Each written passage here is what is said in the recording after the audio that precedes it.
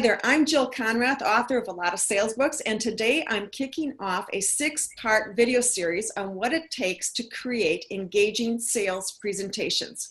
We're going to take a look at the life cycle of a presentation, from what it takes to create a presentation that sells, and then turn it into compelling conversations, and then finally how to measure the effectiveness of the presentations. But we are starting right at the beginning today, looking at what it takes to create that kind of presentation that really our customers will drool. I'm bringing top experts into these presentation series too. Today we're talking with Michael Harris. He's the author of Insight Selling, How to Sell Value and Differentiate Yourself with Insight Scenarios. It's really a good book.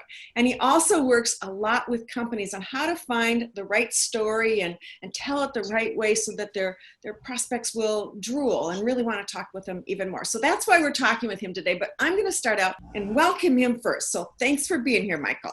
It's a pleasure to be here, Jill. I'm honored. Well, I'm glad to have you here too, because you know a lot of stuff that I don't know, and I want you to share your expertise with everybody. But first, I want to say that I have been working with sales organizations for a long time, and one of the things that I always do is I ask them to see their slides prior to working with their company, because I want to see how they describe themselves to potential customers. And I have to tell you that most of the time I get this deck of slides that are just like horribly boring. They're self-serving. It's all about me, my company, and how wonderful I am.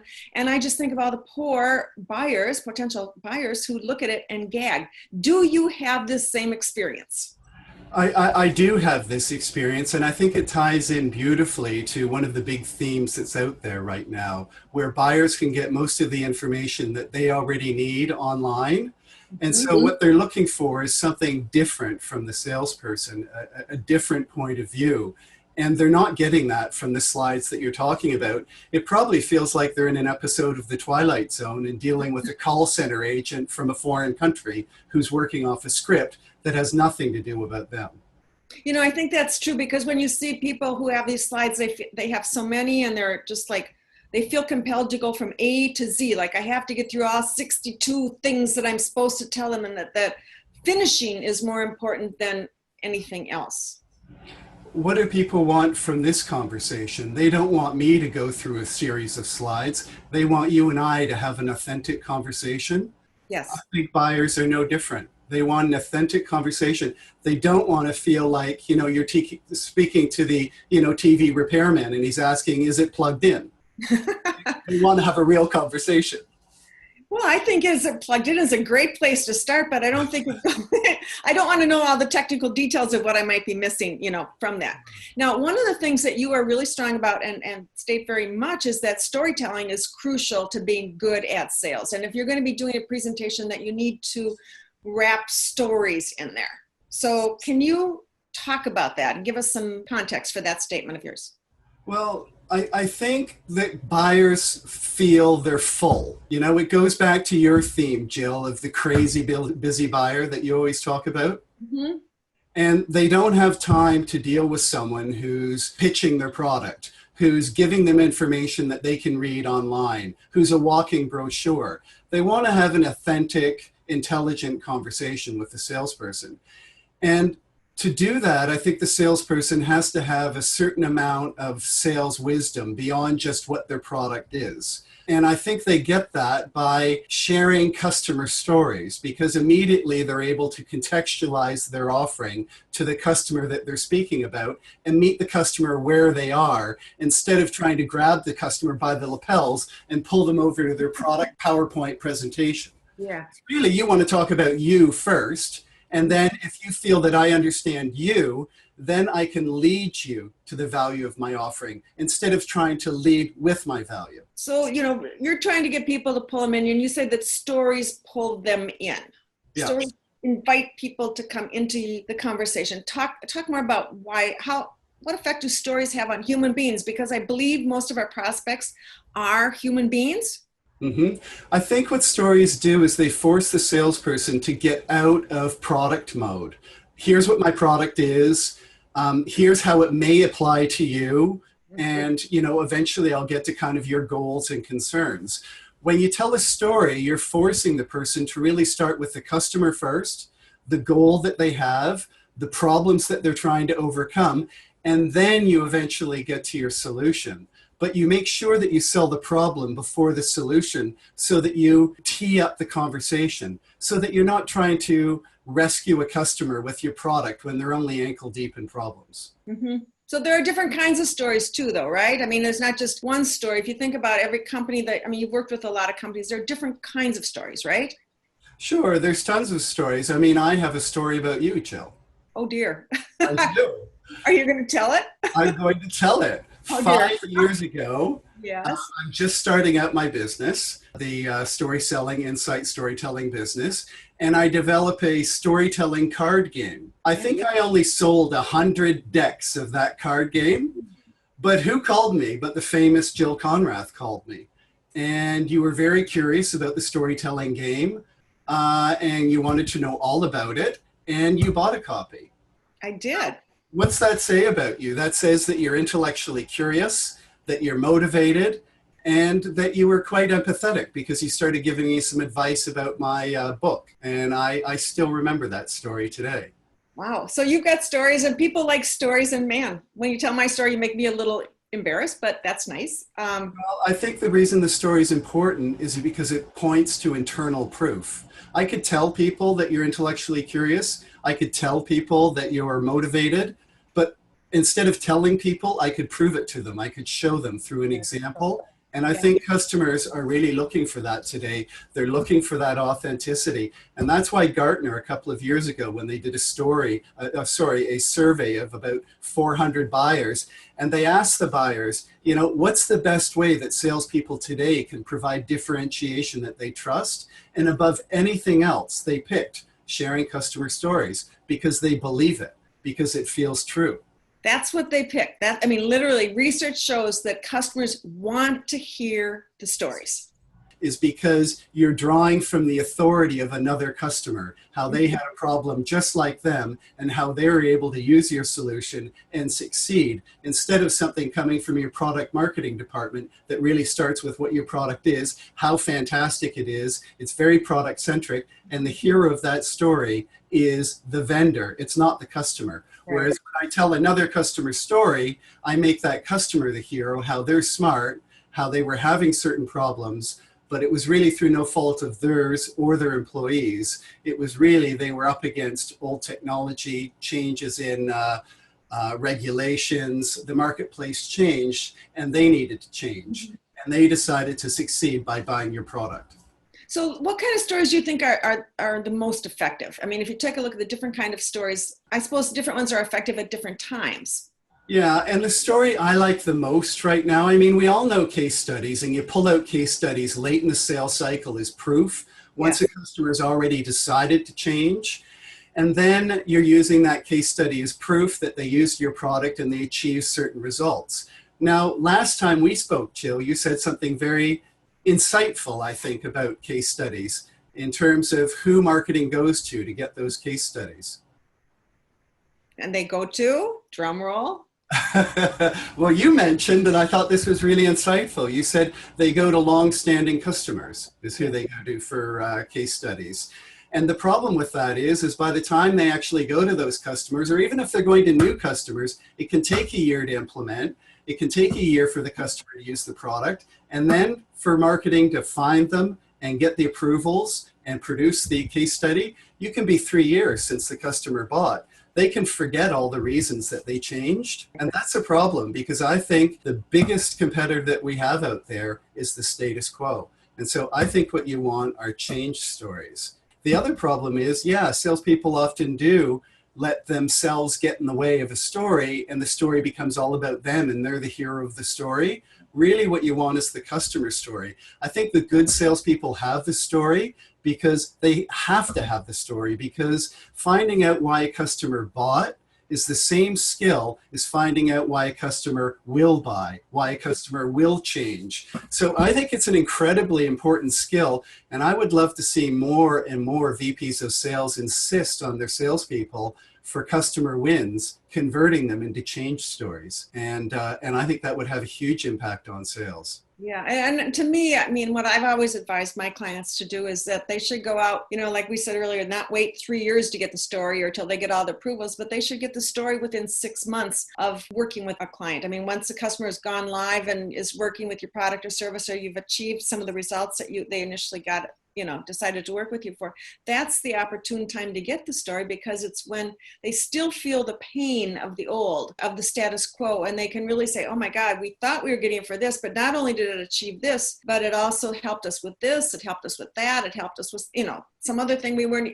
even considering, but it's made such a significant difference. And I think when you have those stories that are filled out 6 months after somebody makes a purchase, I think it does a lot of things. It helps the buyer make their purchase more concrete, that they made a really solid decision, and it helps them share their own story internally, like, aren't we smart?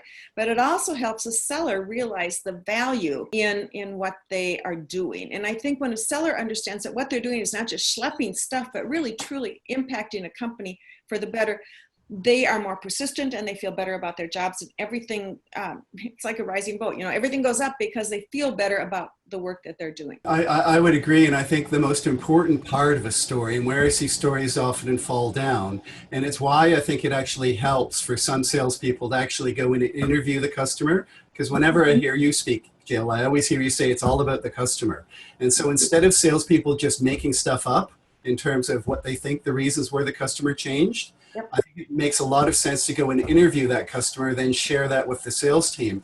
And one of the most vital components of that story, I think, is think of when we change. When we change, it can be an accumulation of things, but ultimately it happens at a point in time. There's a time when you decide to change. You're doing something. You're an individual dealing with a particular problem, and you're doing something specific. And there's a point in time where you say, I've had enough. I'm not going to take it anymore. The current status quo isn't working. It's costing me too much. It's too much trouble. I need to change. It's almost like a fire has been lit under your chair and you stand up. And then you think, okay, now I need to go and change. And I think that's what those change stories do. And I think where stories often fall down is the salesperson doesn't share a day in the life of the customer, a particular time when a specific person was dealing with a specific problem that really highlights the problem of the status quo, where the risks of the status quo are now suddenly greater than the risk of change. I think that's so important, because you get no movement until you get somebody to feel that's really the truth. And based on what I've seen too, you know, you can give people all these statistics and you know, try to make a point with statistics, but if, you know, once that person goes, you know, I really think this might be the right thing, they have to go and talk to 5 to 7 other people in their organization and get them to say yes too. And statistics are hard to stick. I mean, they just don't stick in my brain. Unless your offering is it has an overwhelmingly great argument to change, then you don't need a salesperson. You might as well put it on Amazon, and at the click of the button, someone can buy it. But most enterprise offerings are complex, and you can't do that. I think statistics alone won't do your selling for you. They don't feel real. But I'll tell you what does feel real. The risk of change feels real. Buying something new and having it not work and losing your job.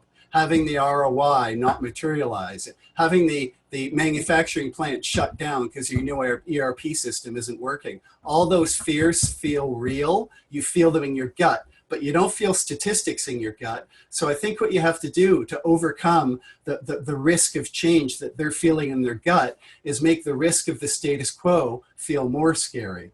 And you don't do that through statistics. You do that by giving the customer a specific example about how another customer was living in a day in the life and how their current system, which is very similar to the customer that you're selling to, wasn't working. And then the person that you're telling the story thinks, wow, my situation isn't quite like that, but I feel that in my gut.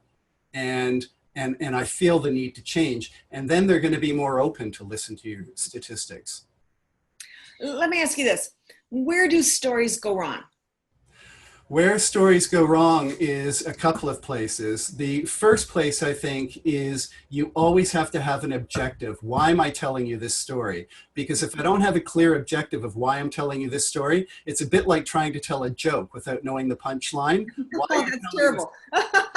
Why you're telling the story is the punchline, and everything hangs off that punchline. Anything that doesn't support why you're telling the story gets edited out, because brevity is the key thing in a story.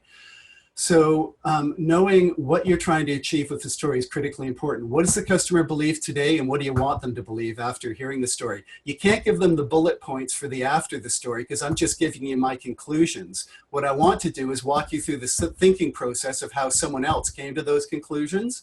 And you do that by talking about the problem that that customer is experiencing with the status quo and how it wasn't working.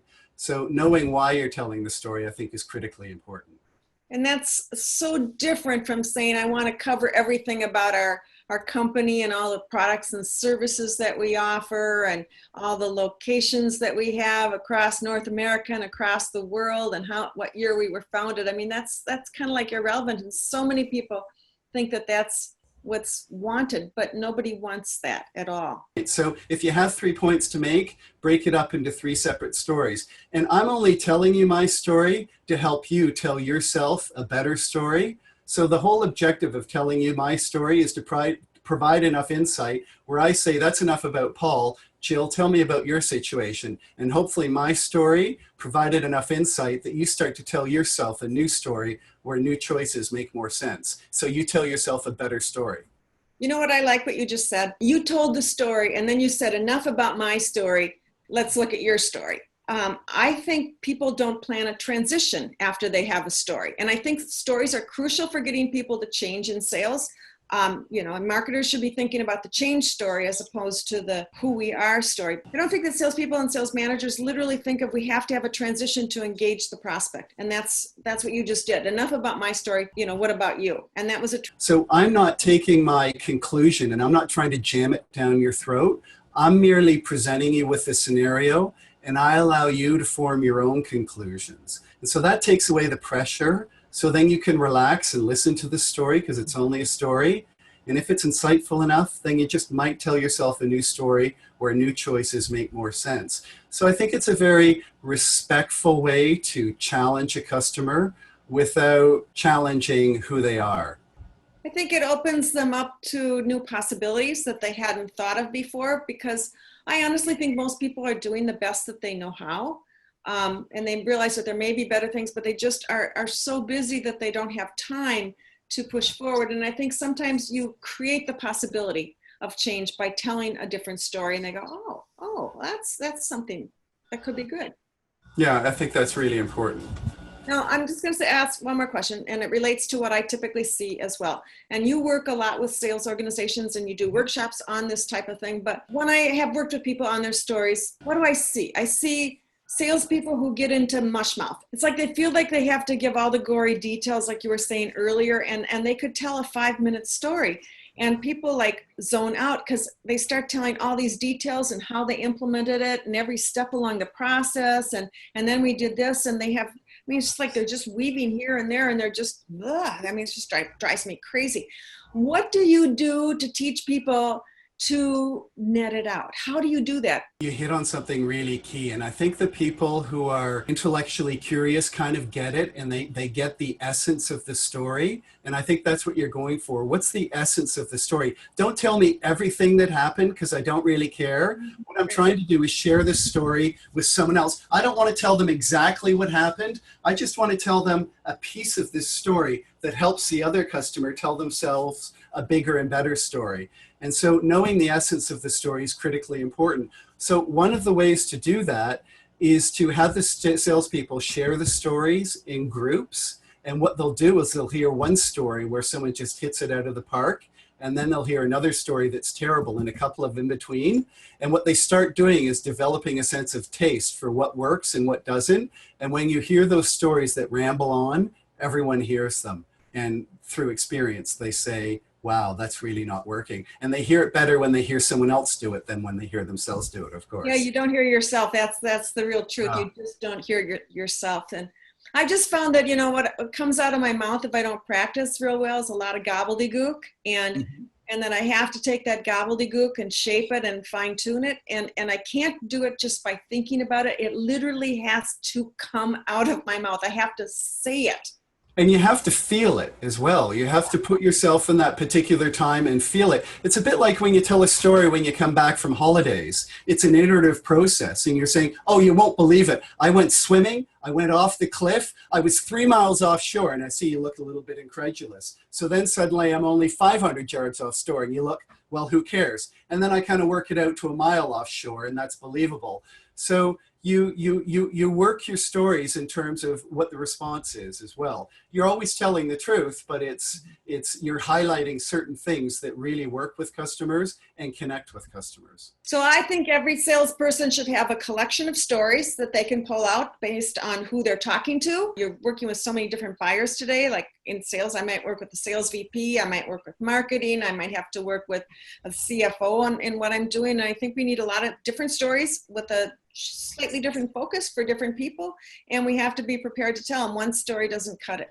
And even if you don't use a story in a presentation, but you have stories, 5 stories in your data bank, Yes. suddenly when I'm having a conversation with you, it can remind me of story 1 and story 3. And I start making connections that I wouldn't have made before with you, because now suddenly I just don't know my product. I have a helicopter view of the customer's world, and I can start delivering insights on the fly based off the experience that I've gained from hearing my stories and other customer stories. And I think it makes salespeople much more a higher degree of wisdom. They're much better able to help the customer, and customers can read all they want online. So what they're looking for from salespeople is to know what that information means.